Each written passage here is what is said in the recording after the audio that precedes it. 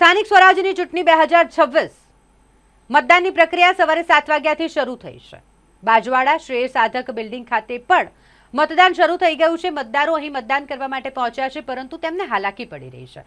હાલાકી એટલા માટે કારણ કે અહીંયા કોઈ પણ પ્રકારનો મંડપ બાંધવામાં નથી આવ્યો। એક તરફ આકાશમાંથી જ્યારે અગનગોળા વરસી રહ્યા હોય તેવી ગરમી પડી રહી છે અને તેવામાં મતદાન કરવા માટે પહોંચેલા મતદારો માટે અહીં કોઈ જ સુવિધા નથી અને જેના કારણે મતદારોમાં રોષ પણ છે।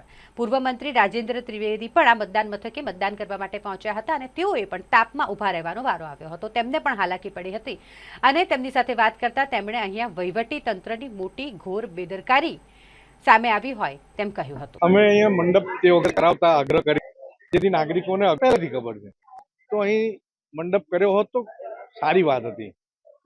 ખેર, પણ લોકો પરસેવો પાડીને પણ પોતાના મતના દાનનો અધિકારનો ઉપયોગ કરી રહ્યા છે।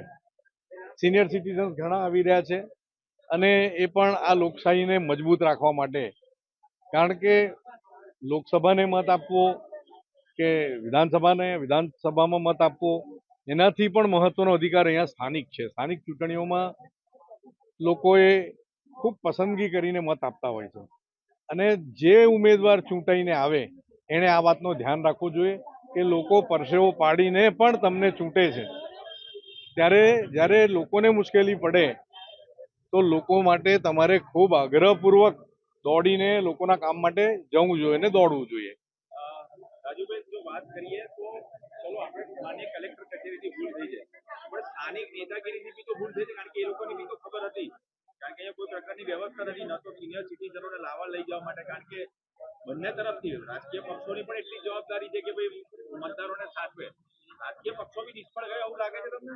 આવું ખાનગી રીતે કદાચ કોઈ બાંધવા જાય એમાં વાંધો આવે, કારણ કે સરકારી જગ્યામાં બાંધવાનું એ ખાનગીવાળાને ખાનગી જગ્યા નથી, આ સરકારી જગ્યા કહેવાય અત્યારે મતદાન છે ત્યાં સુધી, એટલે પણ તંત્રની જ જવાબદારી છે, એમાં એ જવાબદારી બીજાના માથે થોપી શકાય નહીં।